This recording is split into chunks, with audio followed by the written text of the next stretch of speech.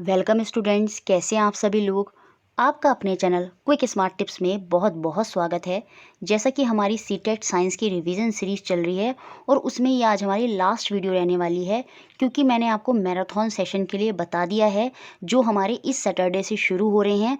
और मैंने community tab में बता दिया है कि हमारी मैराथन कब कब होंगी, जिनमें हम सारे टॉपिक का निचोड़ जो बहुत बहुत ज़्यादा इम्पोर्टेंट है, जिन बच्चों ने पहले अगर टॉपिक सीरीज़ अच्छे से नहीं देखी हैं, वो अगर मैराथन सेशन और उसके बाद जो आने वाली वीडियोस हैं जिसमें हम सारे पेडागोजी के प्रीवियस ईयर्स सारे जो हमारे क्वेश्चंस हैं वो बहुत ही अच्छे से करेंगे, ज़्यादा क्वेश्चन करेंगे, उन सब चीज़ों को भी बहुत अच्छे से देख लेते हैं तो वो बड़ी आसानी से बहुत ही अच्छा स्कोर करेंगे। 25+ वो गारंटी से चले जाएंगे।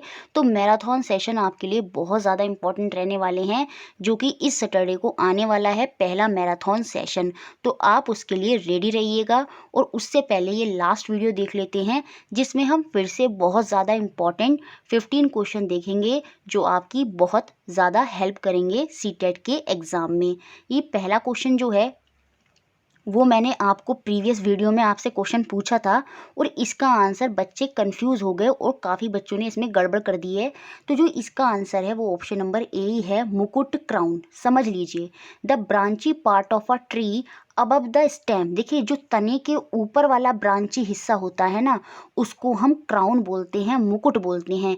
लेकिन जो टॉप में होता है, ठीक है, जो टॉप में होता है पेड़ों के बहुत सारी ब्रांचेस से मिलकर बना हुआ होता है टॉप में, वो आपका कैनोपी होता है। तो बहुत से बच्चों ने इसका आंसर कैनोपी दे दिया, तो कैनोपी इसका आंसर नहीं है, इसका आंसर क्राउन ही होगा। अगर टॉप ऑफ द प्लांट पूछे तब आपका कैनोपी होता है। जो कैनोपी होती है वो बहुत सारे क्राउनों से मिलकर बनी होती है और वो सूर्य के प्रकाश को आने से रोक देती है और वो पूरा ज़मीन तक नहीं आ पाता, तो वो काम कैनोपी करती है। लेकिन जो लोअर पार्ट होती हैं, लोअर ब्रांचेज होती हैं, जो स्टेम के ऊपर होती हैं, वो आपकी क्राउन होती हैं, मुकुट होती हैं। तो इसलिए ऑप्शन ए यहाँ पर बिल्कुल सही है। Next question, question number second, जो कि अच्छा क्वेश्चन है। In which of the following cases of motion are the distance moved and the magnitude of displacement equal? गति के निम्नलिखित में से किस में तय की गई दूरी और विस्थापन के परिमाण बराबर होंगे? यहाँ पर ध्यान से इसको समझ लीजिएगा। देखिए, डिस्टेंस क्या होता है, दूरी क्या होता है। मैं सपोज इस पॉइंट से इस पॉइंट तक आई, 5 किलोमीटर चली, और उसके बाद मैं इस पॉइंट से इस पॉइंट तक आई तो फिर मैं 5 किलोमीटर चली। सॉरी, 5 नहीं ले लेते हैं, इसको ले लेते हैं, यहाँ पर मैं 3 किलोमीटर चली, ठीक है। तो कुल मिलाकर अगर मैं बात करूँ तो मैंने कितनी दूरी, यहाँ पर मैं क्या शब्द बोल रही हूँ, दूरी, डिस्टेंस। तो मैंने जो डिस्टेंस कवर किया वो कवर किया 5 + 3 8 किलोमीटर का डिस्टेंस मैंने कवर किया। तो ये बात हुई दूरी की। अब अगर मैं डिस्प्लेसमेंट, विस्थापन की बात करूं तो विस्थापन क्या होता है, डिस्प्लेसमेंट होती है हमारी शॉर्टेस्ट दूरी, सबसे मिनिमम दूरी दो बिंदुओं के बीच में। तो वो यहाँ पर कौन सी रहने वाली है, ये वाली रहने वाली है। तो ये वाली दूरी जो है वो आपकी डिस्प्लेसमेंट होगी।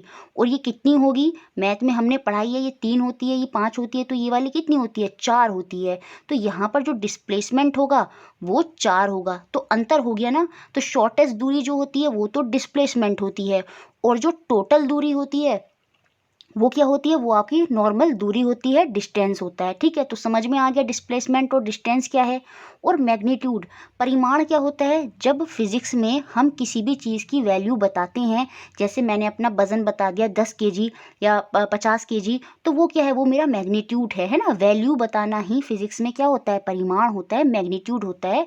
और ये क्वेश्चन में कह रहा है कि किस मोशन में डिस्प्लेसमेंट और डिस्टेंस जो है वो इक्वल होगा, बराबर होगा। अब आप क्वेश्चन अच्छे से समझ गए होंगे। A car moving on a straight road, यहाँ से मैंने यहाँ तक चला, ठीक है। तो इस केस में बताइए क्या दूरी और डिस्प्लेसमेंट बराबर होगा। जी हाँ, इसी केस में दूरी और डिस्प्लेसमेंट बराबर होगा, क्योंकि जब मैं इस बिंदु से इस बिंदु तक आई, सपोज मेरी कार 10 किलोमीटर चली, और इस केस में जो शॉर्टेस्ट डिस्टेंस होगा वो भी 10 किलोमीटर ही होगा। और यहाँ पर जो डिस्टेंस और डिस्प्लेसमेंट है दोनों के दोनों बराबर हो जाएंगे। तो ऑप्शन नंबर 1 ही यहाँ पर सही है।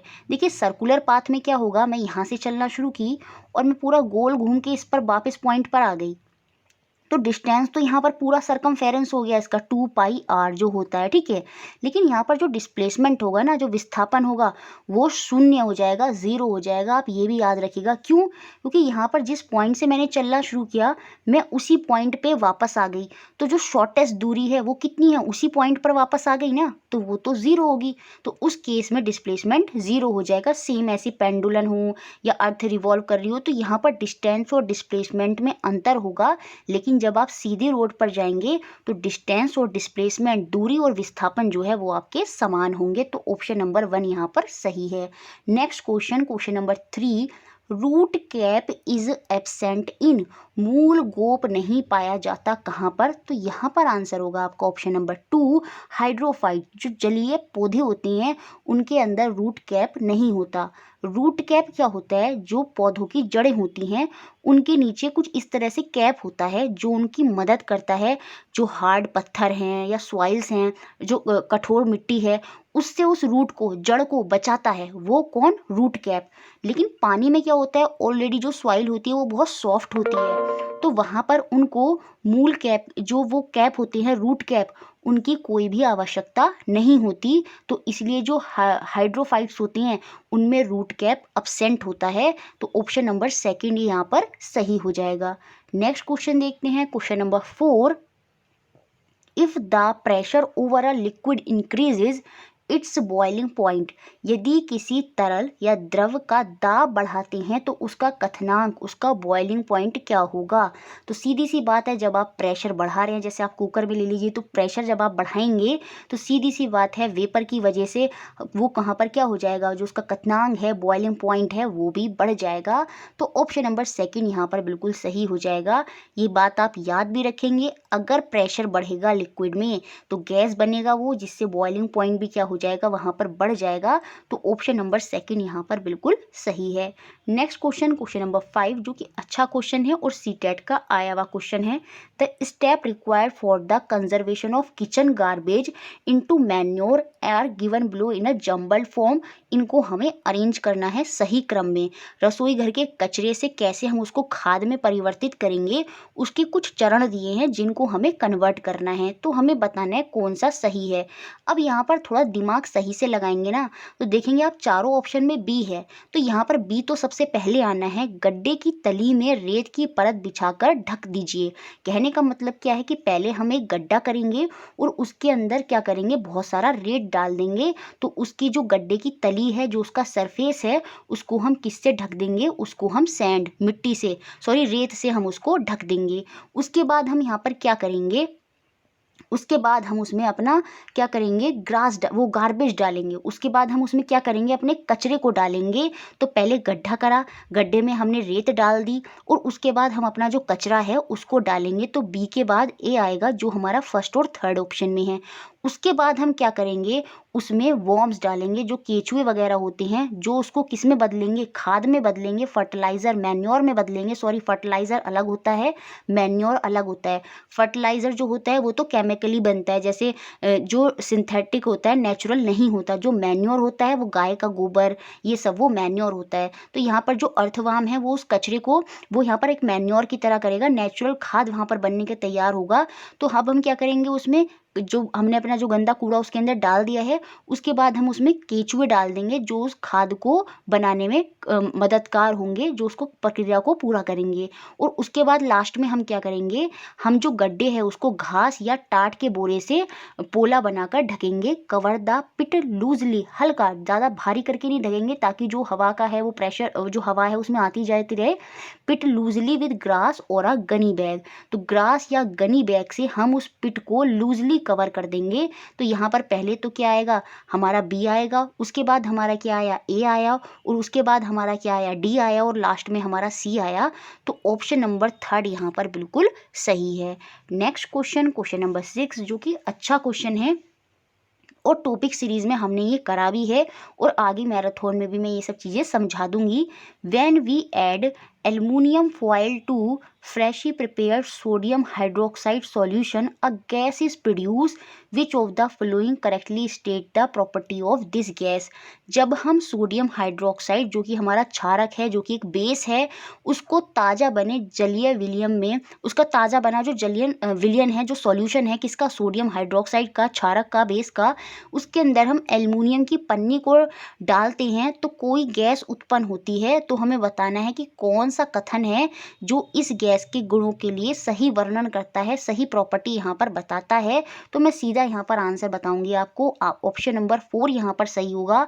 यहाँ पर एक कलरलेस और एक ओडरलेस, गंधहीन, जिसकी कोई स्मेल नहीं होगी, कलरलेस और ओडरलेस गैस होती है जो प्रोड्यूस करती है एक पॉप साउंड, पॉप की ध्वनि होगी जब हम मैच स्टिक को उसके पास लेकर आएंगे, या फिर मैं ये कहूँगी जब हम उसको जलाएंगे या जब हम उसको हीटअप करेंगे एल्युमिनियम की पन्नी को, तो क्या होगा, रिएक्शन होगी और रिएक्शन से आपकी रंगहीन और गंधहीन गैस उत्पन्न होगी और कैसी आवाज़ आएगी, पॉप की ध्वनि उत्पन्न होगी। तो ऑप्शन नंबर 4 यहाँ पर बिल्कुल सही है। ये आपको याद ही रखना है और ये हमने टॉपिक सीरीज़ में करा भी है, ये अच्छे से समझा भी है और बाकी मैं आगे भी आपको समझाऊंगी। फिलहाल आप याद रखेंगे, जब सोडियम हाइड्रोक्साइड में एल्युमिनियम मिलाया जाता है और आप मैच स्टिक हीट अप करते हैं तो वहाँ पर पॉप की ध्वनि उत्पन्न होती है और रंगहीन और गंधहीन गैस जो है वहाँ पर उत्पन्न होगी। ठीक है, नेक्स्ट क्वेश्चन, क्वेश्चन नंबर 7।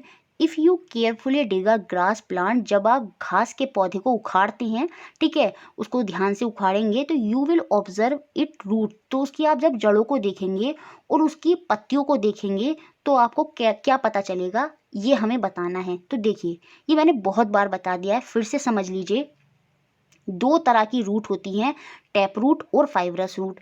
ठीक है, टैप रूट जो होती है वो गाजर में मिलेगी, मूली में। फाइब्रस रूट किस में मिलती है, जहाँ पर गुच्छे जैसी जड़ी होंगी, जैसे आपकी घास हो गई है ना, घास हो गई जिसको हम वो बोलते हैं आपस्थानिक जड़ें, हिंदी में आपस्थानिक बोलते हैं और इंग्लिश में फाइब्रस बोलते हैं। जैसे घास हो गया है ना, और आपका गेहूं का पौधा हो गया, ये सब क्या होते हैं, इनमें जो जड़ें होती हैं वो कैसी होती हैं, वो गुच्छे जैसी जड़ें होती हैं और वही गुच्छे जैसी जड़ें आपकी फाइब्रस रूट कहलाती हैं। और बाकी अगर मैं गाजर वगैरह की बात करूं तो उसमें एक जड़ के अंदर छोटी छोटी और जड़ें होती हैं, तो वो आपकी टैप रूट होती है, मूसलाधार जड़ होती है। ठीक है, तो यहाँ पर अब समझ में आ गया, जो घास है तो घास में कैसी होगी, गुच्छे जैसी जड़ें होती हैं, तो वो गुच्छे जैसी जड़ें आपकी क्या होती हैं, फाइब्रस रूट होती हैं। और जब आप उसकी पत्ती को देखेंगे तो उसमें आप देखेंगे उसमें सीधी सीधी लाइनें खिंची हुई होती हैं, मतलब जो उसकी वेसल्स हैं, जो उसकी नलियाँ हैं वो बिल्कुल सीधी सीधी होती हैं। तो वहाँ पर वेनेशन कैसा होता है, पैरेलल वेनेशन होता है, समांतर सिरा विन्यास होता है। तो ऑप्शन नंबर डी यहाँ पर सही हो जाएगा। बाकी आप नॉर्मली तुलसी का पौधा ले लीजिए या हिबिस्कस है ना, गुड़हल का पौधा ले लीजिए, उनमें जब आप नलियाँ देखेंगे, वेसल्स देखेंगे तो वो ऐसे स्पाइडर की तरह अलग अलग होती हैं। तो वो आपकी क्या होती है, रेटिकुलेट वेनेशन। वो कौन सा वेनेशन होता है, वो जाली रूपी वेनेशन होता है, रेटिकुलेट होता है। लेकिन जो घास का पौधा है या फिर आप बनाना की पत्तियों को देखा है आपने, उसमें भी सीधी सीधी लाइन्स होती हैं, तो वहाँ पर भी पैरेलल वेनेशन होता है, समांतर सिरा विन्यास होता है। तो ऑप्शन नंबर डी भी यहाँ पर क्या हो जाएगा, बिल्कुल सही है। Next question, question number 8। The reason of sea breeze is, समुद्र समीर का हमें यहाँ पर कारण बताना है, क्या होता है। तो समझ लेंगे तो बड़ी आसानी से आंसर दे देंगे। समुद्र समीर क्या होता है, जो लैंड की हवा होती है और जो समुद्र, ये आपका समुद्र है, ये आपका ओशियन है, समुद्र है, ठीक है, और ये आपका लैंड है, स्थल है। तो क्या होता है, दिन के समय मैं बात कर रही हूँ कब की, ड्यूरिंग द डे टाइम, दिन के समय जो लैंड होता है वो जल्दी गर्म हो जाता है और जो इसकी हवा होती है वो आसानी से ऊपर उठ जाती है और यहाँ पर जो स्पेस है वो खाली हो जाता है। और जब स्पेस खाली हो जाएगा तो क्या हो जाएगा, जो समुद्र की हवाएं हैं ठंडी ठंडी, वो यहाँ से इधर की तरफ आना शुरू कर देंगी इस स्पेस को फिल करने के लिए, और ये वाली हवा जो है वो उधर जाने लगेगी। तो ये जो स्पेस है, इस स्पेस को फिल करने के लिए जब समुद्र की ठंडी ठंडी हवाएं आ रही हैं तो वही आपका क्या कहलाता है, सी ब्रीज कहलाता है। इसको हम समुद्र समीर बोलते हैं। तो ये दिन के समय होता है जब स्थल का समुद्र जल की अपेक्षा शीघ्र गर्म होना, land get heated faster than the sea water, तो वही आपका सी ब्रीज होता है। और नाइट के समय आपका लैंड ब्रीज होता है। क्यों? क्योंकि जो लैंड होता है वहाँ जल्दी से ठंडा नहीं हो, जल्दी ठंडा हो जाता है एज कम्पेयर टू समुद्र। समुद्र देर में ठंडा होता है तो उसकी जलवायु गर्म रहती है, फिर से वो स्पेस खाली रह जाता है। उसको भरने के लिए रात के समय जो लैंड से ठंडी हवाएं होती हैं वो समुद्र की तरफ जाती हैं, वो आपका लैंड ब्रीज कहलाता है। और याद रखिए जो दिन की समय होता है वो आपका सी ब्रीज होता है, क्योंकि समुद्र से ठंडी हवाएं आती हैं। इसीलिए जो लोग होते हैं वो अपनी खिड़कियां समुद्र की तरफ खोल कर रखते हैं ताकि जो ठंडी ठंडी हवाएं हैं वो उनके घर तक आ जाएं। तो ऑप्शन नंबर 1 यहाँ पर बिल्कुल सही है, क्योंकि दिन के समय लैंड गर्म हो जाता है और जो वायु है वो ऊपर उठ जाती है और उसका स्थान लेने के लिए ठंडी वायु वहाँ पर आ जाती है। Next question, question number 9, when a copper plate is exposed to moist air for long it acquire a dull green coating, the green material is। जब कोई कॉपर की प्लेट लंबे समय तक नम वायु में खुली रखी रहती है तो उस पर एक हल्की हरी रंग की परत जम जाती है। तो ये हल्का पदार्थ क्या है? यहाँ पर रिएक्शन हो गई, कॉपर ने रिएक्शन कर ली किसके साथ? वायु के साथ। एयर में हवा है और हवा के साथ वहाँ पर रिएक्शन होने के बाद क्या होगा? उसमें एक हल्की परत जम गई है। वही हल्की परत क्या होती है ये हमें बताना है, और ये एनसीईआरटी में बुक में अच्छे से लिखा है और हमने टॉपिक में भी पढ़ा है। तो यहाँ पर जो आंसर होगा वो आपका ऑप्शन नंबर 4 होगा। वो हल्की जो परत है वो किसकी है? Mixture of copper carbonate and copper hydroxide. तो वो जो मिक्सचर है वो किसका होता है? कॉपर कार्बोनेट का और कॉपर हाइड्रोक्साइड का। तो याद रखेंगे कॉपर कार्बोनेट कॉपर हाइड्रोक्साइड किसका मिक्सचर है? कॉपर कार्बोनेट और कॉपर हाइड्रोक्साइड। बहुत बार बोल दिया है कॉपर कार्बोनेट कॉपर हाइड्रोक्साइड, ताकि आपको याद हो जाए कि जब हम तांबे को, कॉपर को, तांबा हिंदी में तांबा बोलते हैं, तो जब उसको हवा में रखेंगे तो वहाँ पर क्या बन जाता है? हरे रंग की क्या परत जो बनती है वो किसकी होती है? कॉपर कार्बोनेट और कॉपर हाइड्रोक्साइड की। किसकी? कॉपर कार्बोनेट और कॉपर हाइड्रोक्साइड की। Next question, question number 10, in which of the following unit is the calorific value of fuel generally expressed. ईंधनों के ऊष्मीय मान को सामान्य नीचे दिए गए किस मात्रक से व्यक्त किया जाता है? तो हमें कैलोरीफिक वैल्यू का यहाँ पर एसआई यूनिट मात्रक बताना है, और ये क्वेश्चन 2 बार आ चुका है तो इसको ध्यान रखेंगे। ये होता है आपका किलो जूल पर केजी, किलो जूल प्रति किलोग्राम, या फिर इसको हम जूल पर केजी भी बोल सकते हैं, या फिर किलो जूल पर केजी बोलते हैं। कैलोरीफिक वैल्यू क्या होता है कि एक ईंधन जितने किलो में है वो ईंधन कितनी एनर्जी को रिलीज करता है, वही उसकी कैलोरीफिक वैल्यू होती है। तो याद रखिए हर ईंधन की, हर एक सब्सटेंस की अलग कैलोरीफिक वैल्यू होती है। तो यहाँ पर ऐसा यूनिट पूछा था वो हो जाएगा जूल पर केजी, किलो जूल या फिर किलो जूल पर केजी। तो ऑप्शन नंबर डी यहाँ पर सही है। Next question, question number 11, tartaric अम्ल पाया जाता है, tartaric acid is found in. बताइए इनमें से किस पेयर में टार्ट्रिक एसिड पाया जाता है? तो जो हमारा लेमन और आंवला होता है इनमें होता है आपका सिट्रिक एसिड। कौन सा एसिड? Citric acid. तो ये तो आंसर होंगे नहीं, तो आंसर यहाँ पर हमारा क्या हो जाएगा? अंगूर। अंगूर में हमें पता है कि क्या होता है, हमारा टार्ट्रिक एसिड होता है, और ऐसे ही हमारे कच्चे आम जो होते हैं उनमें भी टार्ट्रिक एसिड होता है। तो आंसर यहाँ पर ऑप्शन नंबर 2 हो जाएगा, सी और डी। इन दोनों में टार्ट्रिक एसिड होता है, और आप याद भी रखेंगे कच्चे आमों और अंगूरों में टार्ट्रिक एसिड होता है। नेक्स्ट क्वेश्चन देखते हैं, क्वेश्चन नंबर 12। यहाँ पर हमें मैचिंग करनी है।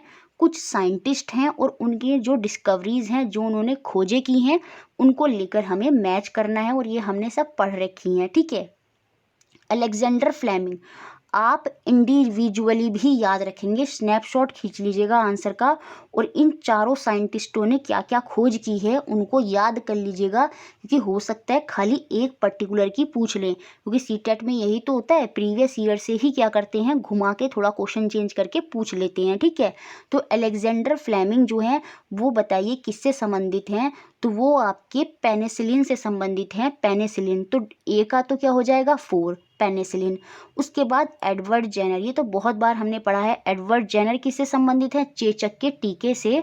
तो बी हो जाएगा हमारा यहाँ पर 5th। तो ए हमारा 4th है और बी हमारा 5th है, और ऐसा एकमात्र ऑप्शन ऑप्शन नंबर 1 है। तो यहाँ से हमारा आंसर हमको पता चल गया, अगर हमें 2 भी पता थे। ठीक है। उसके बाद अगर मैं बात करूँ किसकी, लुईस पास्चर की, तो लुईस पास्चर ने किसकी खोज की है? फर्मेंटेशन की, किण्वन की। तो लुईस पास्चर आपके किण्वन से हो जाएंगे, फर्मेंटेशन से हो जाएंगे। और रॉबर्ट कॉच जो हैं वो आपके किससे हो जाएंगे? एंथ्रेक्स बैक्टीरियम, उन्होंने एक जीवाणु की खोज की है। तो रॉबर्ट कॉच हमारे ऑप्शन नंबर 1 के साथ कनेक्ट हो जाएंगे। तो यहाँ पर ऑप्शन नंबर 1 ही बिल्कुल सही होगा। ए का 4, बी का 5, सी का 2 और आपका डी का 1st। ठीक है। नेक्स्ट क्वेश्चन देखते हैं, क्वेश्चन नंबर 13। यहाँ पर फिर से 2 कॉलम दिए हैं और हमें मैचिंग करनी है यहाँ पर, और बताना है कि कौन सा मैचिंग यहाँ पर सही है। यहाँ पर कुछ बैक्टीरिया के नाम दिए हैं और उनसे बताना है क्या संबंधित है। देखो लैक्टोबैसिलस, इसको देखते ही पता चल जाएगा। लैक्टो, जहाँ लैक्टो शब्द आ जाता है तो वो दूध से रिलेटेड किसी सब्सटेंस को रिलेट करता है। और यहाँ पर ये हो जाएगा दही का जमना। जो दही जमता है वो कौन से बैक्टीरिया से जमता है? लैक्टोबैसिलस। तो फर्स्ट का डी हो जाएगा, और ऐसा हमारा पहले और दूसरे ऑप्शन में दे रखा है। उसके बाद जो आपको आसान लग रहा है पहले उसको सेलेक्ट करते हैं। तो यहाँ पर जो राइजोबियम है, ये हमने बहुत बार पढ़ा है कि नाइट्रोजन के स्थिरीकरण में। और देखो एक क्वेश्चन वो भी था कि राइजोबियम के क्या क्या फीचर होते हैं, है ना। तो क्वेश्चन ऐसे ही आ जाते हैं। तो एक एक पॉइंट इंपॉर्टेंट है, इसको अच्छे से समझ के ध्यान रखिएगा। राइजोबियम आपका नाइट्रोजन के फिक्सेशन, नाइट्रोजन के स्थिरीकरण में होता है। तो थर्ड का ए होगा, और थर्ड का ए हमारा फर्स्ट ऑप्शन में है। तो यहाँ पर हमारा फर्स्ट ऑप्शन ही सही हो जाएगा। लैक्टोबैसिलस हो जाएगा आपका दही का जमना, प्रोटोजोआ हो जाएगा, सॉरी राइजोबियम हो जाएगा आपका नाइट्रोजन का स्थिरीकरण। और जो मलेरिया होता है वो किससे होता है? वो हमें प्रोटोजोआ से होता है। और वायरस जो एड्स है वो हमारा एक वायरस होता है। तो ये सारी चीज़ें थी इसमें, ये याद रखना है। एक क्वेश्चन ये भी बना है कि मलेरिया किससे होता है? बैक्टीरिया से, वायरस से, प्रोटोजोआ से। तो अब हमें याद रखना है मलेरिया किससे होता है? प्रोटोजोआ से होता है। बिल्कुल ध्यान रखिएगा ये वाली बात आप। ठीक है। नेक्स्ट क्वेश्चन, क्वेश्चन नंबर 14, और ये इंपॉर्टेंट क्वेश्चन है बहुत ज़्यादा। यहाँ पर खाद्य पदार्थ में प्रोटीन है या नहीं उसका टेस्ट करना है। कुछ फूड आइटम लिया है और उससे हमें टेस्ट करके बताना है कि उसमें प्रोटीन है या नहीं। और तो उसको टेस्ट कैसे करते हैं ये यहाँ पर दिए हैं स्टेप, और हमें सही स्टेप यहाँ पर हमें बताना है। और ये हमने पहले भी करा है और एनसीईआरटी की बुक में ये दे रखा है। ठीक है। तो सबसे पहले हमें क्या करना होता है, जिस फूड का हमें टेस्ट करना है उस फूड को हम लेंगे। तो make a paste or powder of a food to be tested, जिसका हमें परीक्षण करना है उस खाद्य पदार्थ का या तो हम पाउडर बनाएंगे या उसका पेस्ट बनाएंगे। ठीक है। उसके बाद क्या करेंगे, उसको एक परख नली में, उसको हम ट्यूब में डालेंगे, और उसके बाद उसमें 10 बूंदे जल डालेंगे, और परख नली जो हमारी ट्यूब है उसको हम हिलाएंगे। तो बी के बाद ए आएगा। पहले हम ऑप्शन देखते हैं कौन कौन से बाहर हैं कौन कौन से हैं। तो बी के बाद ए सेकंड और थर्ड ऑप्शन में है। तो 2 स्टेप हमें पता चल गए। सबसे पहले तो हम क्या करेंगे, पाउडर फॉर्म में अपना जो फूड है उसको लेंगे, और उसके बाद उसको टेस्ट ट्यूब में डालेंगे, और उसके बाद उसमें 10 बूंद जो है वो हम पानी की डाल देंगे। उसके बाद सी और डी में से हमें सेलेक्ट करना है कौन सा ऑप्शन पहले आएगा। और अगर ये आपने पढ़ा है तो आप यहाँ पर आंसर दे पाएंगे, नहीं तो आप थोड़ा सा कंफ्यूज हो जाएंगे कि इसमें क्या आंसर होगा। तो इसमें आपका ऑप्शन नंबर डी जो है वो पहले आएगा। इसमें पहले हम 2 बूंद कॉपर सल्फेट की डालेंगे, और उसके बाद परख नली में 10 बूंद कास्टिक सोडा जो होगा वो हम डालेंगे, और फिर उसको शेक वेल करेंगे। और वहाँ पर अगर उसका कलर चेंज हो जाएगा तो वहाँ पर हम बता पाएंगे कि उसमें वो प्रोटीन है या नहीं है। तो ये बात आपको ध्यान रखनी है। शुरू के 2 स्टेप आसान थे बताने की, पाउडर बनाया और उसको उसमें डाला और पानी डाला। उसके बाद आपको क्या याद रखना है, पहले हम 2 बूंद कॉपर सल्फेट डाल रहे हैं, और उसके बाद ही हम कास्टिक सोडा डाल रहे हैं 10 बूंद। तो याद रखिए पहले 2 बूंद कॉपर सल्फेट और उसके बाद कास्टिक सोडा। तो डी के बाद सी आएगा। तो ऑप्शन नंबर सेकंड यहाँ पर बिल्कुल सही हो जाएगा। ठीक है। नेक्स्ट क्वेश्चन देखते हैं, question number 15। Select the correct sequence of part in the human alimentary canal. मानव की जो आहार नाल है उसमें जो विभिन्न भाग हैं उनका हमें सही क्रम यहाँ पर चयन करना है। देखिए सबसे पहले तो हमारा मुख आएगा, मुंह आएगा, जो कि चारों ऑप्शन में है। और सबसे नीचे ये हमने पढ़ ही रखा है कि हमारी लार्ज इंटेस्टाइन होती है, तो स्मॉल इंटेस्टाइन तो होगी नहीं, तो थर्ड और फोर्थ ऑप्शन तो हो गए बाहर। अब आंसर आपका या तो फर्स्ट ऑप्शन है या सेकंड ऑप्शन है, ठीक है, क्योंकि पहले स्मॉल इंटेस्टाइन होती है और फिर आपकी लार्ज इंटेस्टाइन होती है, और जो सारा पाचन होता है वो आपका स्मॉल इंटेस्टाइन में ख़त्म हो जाता है, और बाकी जो पानी वगैरह होता है वो जो बाहर निकलता है वो आपका लार्ज इंटेस्टाइन बृहदांत जो बड़ी आंत होती है वहाँ से निकलता है। अब आपको बताना है ग्रासिका पहले आएगी या आमाशय पहले आएगा। देखिए हमने बहुत बार पढ़ा है, जो आपका खाना है जिसको आप स्वेलो करते हैं, जिसको आप निगल जाते हैं, तो वो कहाँ से जाता है, वो आपकी ग्रासिका इसोफेगस से निकलता हुआ आपके कहाँ तक पहुँचता है, आपके आमाशय आपके स्टमक तक पहुँचता है। तो पहले आपकी जो आएगी वो ग्रासिका आएगी, फूड पाइप आएगा, इसोफेगस आएगा, और उसके बाद आपका स्टमक आएगा, और फिर स्मॉल इंटेस्टाइन और फिर लार्ज इंटेस्टाइन। तो ऑप्शन नंबर 1 जो है वो यहाँ पर बिल्कुल सही हो जाएगा। प्लीज़ दोस्तों वीडियो को लाइक ज़रूर करते हैं अगर आपको अच्छी लगी है, और इसी तरह हमसे जुड़े रहें। और इस सैटरडे आपकी मैराथन सेशन आने वाला है, उसको ज़रूर देखना है और ज़्यादा से ज़्यादा शेयर करना है उसको सबसे ज़्यादा, ताकि ज़्यादा से ज़्यादा लोग उसका फ़ायदा उठा पाएँ। Thank you for watching.